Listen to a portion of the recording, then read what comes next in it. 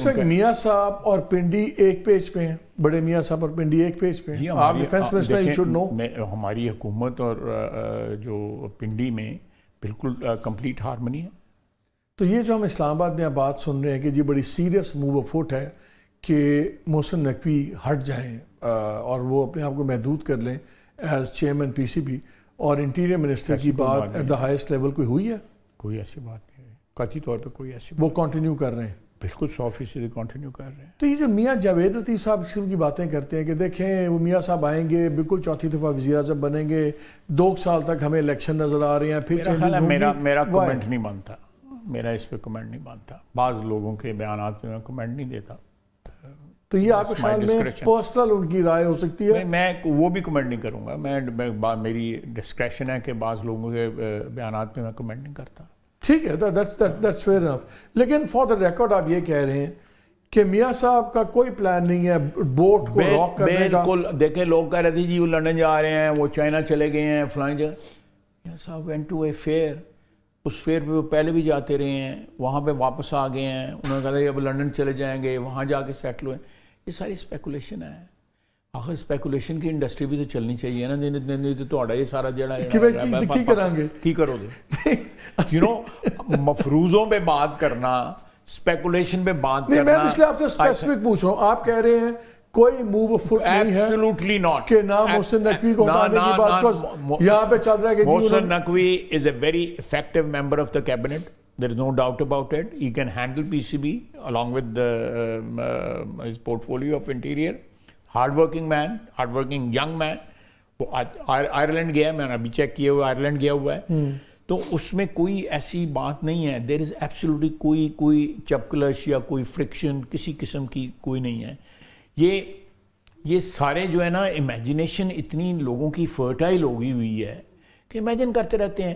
3 دن جڑا ہے گا انہوں امن نظر آیا, انہوں نے کہا امن کیوں ہے گا, کو سوچنا چاہیے. تاثر یہ کیوں ہے کہ آپ کی Mian Nawaz Sharif is the person who calls the shots.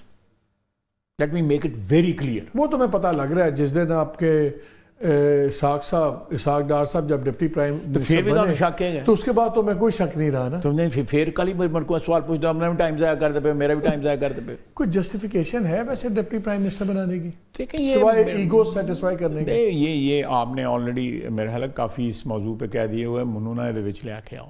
کیوں؟ وائی شوڈ آئی میں کو you are in that stage of your career and life and political think کہ تسی ہن سچ بولنا افورڈ کرتے ہو؟ نہیں, میں unnecessarily بھی سچ نہیں بولنا چاہیے گا unless it is solicited. میرا مطلب ہے میں محاورہ نہیں استعمال کرنا چاہتا ہے. Okay, I get it. چلو let's come to the privatization issue also, because ایک تاثر ہے یہ ملتا ہے کہ آپ کی گورنمنٹ جو ہے نا it's not in charge, too many cooks in everything. پرسوں آتے ہیں فائنانس منسٹر, وہ کہتے ہیں کوئی there is no such thing as a strategic state owned enterprise S O E. آج بیان چلتا ہے پرائم منسٹر کا جو اسٹریٹجک ایس او ایز ہیں وہ جو ہے ان کے علاوہ سب غلط میں میٹنگ میں موجود تھا. میں اسی علاقے کو پوچھنا چاہتا ہوں, کیبنٹ کمیٹی آن پرائیویٹائزیشن ایک وزیر کے پاس ہے, cabinet committee on S O as دوسرے کے پاس ہے, اور ایک کو دکھ ہے کہ دوسرا وزیر خزانہ بن گیا. اب دو بندے یہ فیصلے کرنے اور میں آپ کو کلیئرٹی دے دیتا ہوں.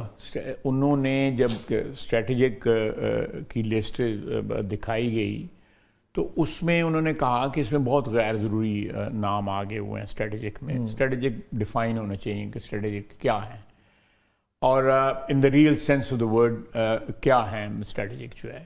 پھر وہ لسٹ جو ہے ریڈیوس ہوئی, میسیولی ریڈیوس ہوئی. اس میں عجیب نام تھے جو اسٹریٹجک جو, کیونکہ ایک بہت بڑی لابی ہے جن کا یہ جو سکھ انڈسٹریز ہیں, ایس او ایز جو ہیں جن کے ان کی روزی لگی ہوئی ہے, وہ نہیں چاہتے کہ یہ پرائیویٹائز ہوں یا یہ. 2022 کے ریکارڈز آئے ہیں, اس میں 734 ارب روپیہ لاسز ہیں ایک سال کے. بہت کم ہے. یہ کم ہے. یہ بھی I don't agree with this figure. یہ اس سے بہت زیادہ ہے. یہ I don't agree with this figure. یہ بہت کم ہے. بہت سے یتیم بیوروکریسی جو ہے وہ اس پہ پڑ رہی ہے. تو اس میٹنگ میں کیا طے ہوا؟ اس میں یہ بات طے ہوا, فائنل لسٹ انہوں نے کر دی. انہوں نے کہا یہ اسٹریٹجک کنسرن ہے. مثلاً وہ پاکستان اٹامک انرجی کمیشن ہے, اسٹریٹجک ایسٹ. ہمارے نیوکلیئر پلانٹس ہیں, بجلی گھر جو ہیں اسٹریٹجک ایسٹس. اس قسم کے انہوں نے ڈیفائن کیے کہ یہ اسٹریٹجک ایسٹس ہیں. اس کے علاوہ جو مثلاً انہوں نے بینکس بھی ڈالے ہوئے تھے اسٹریٹجک ایسٹ میں, کوئی اور چیزیں ڈالی ہوئی تھیں, وہ سارے کے سارے انہوں نے کہا یہ دے آر آل آن دا, کیا کہتے ہیں, اینول کہتے ہیں. ہاں جی, 85 کمرشل میں سے صرف انہوں نے اس دن 21 فارورڈ کی ہیں پرائیویٹائزیشن کمیشن نے. نہیں وہ دیکھیں نا, آپ الٹیمیٹلی سارے ہی فارورڈ ہوں گے, ایک لسٹ جو ہے اگر اپروو ہو گئی ہے, لیکن آہستہ آہستہ انہوں نے ایک بڑا اچھا قدم اٹھایا ہے پرائیویٹائزیشن کمیشن نے, کہ انہوں نے کہا یہ کہ فائنینشیل ایڈوائزر اپوائنٹ کرنے کے لیے آپ کو پتہ ہے دیر لگتی ہے, 2 3 مہینے. انہوں نے ایک پورا پینل فائنینشیل ایڈوائزر کا جو ہے نا وہ اسٹیبلش کر رہے ہیں, تاکہ وہی ان کو جو ہے اسی وقت اپنے پول میں سے فائنینشیل ایڈوائزر ملے اور وہ ٹرانزیکشن جو ہے نا اسٹارٹ کر دیں. تو یہ this is something which is very very progressive and very practical. اس سے جو ہے پیریڈ شارٹ ہو جائے گا, because every day, every week, every month, every year adds to the national liability.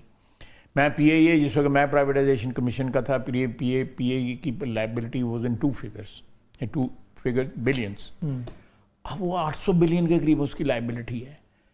یہ اس کی بھی تو کوئی رسپانسبلٹی لے نا کہ کس نے پرائیویٹائز نہیں ہونے دی. ہم لوگوں نے نہیں ہونے دی. آپ لوگ کیوں نہیں لیتے؟ ہم نے نہیں لینی, ہم نے نہیں ہونے دی. چیف جسٹس صاحب چودھری صاحب نے بھی اس وقت بڑا اس میں اسٹیل مل میں بھی جو کیا تھا کارنامہ, آپ لوگ کیوں نہیں پوچھتے؟ میں نے اس وقت میں نے کھڑے ہو کے اسمبلی میں, حالانکہ میں جنرل مشرف کی گورنمنٹ تھی, میں نے اس بات کی حمایت کی تھی کہ یہ it could be a very valuable piece of privatisation. اس سے ریٹرن بھی اچھا مل جائے گا. اس وقت اس کی لائبلٹی ہے, لیکن نہ ان کی جو مینجمنٹ ہے.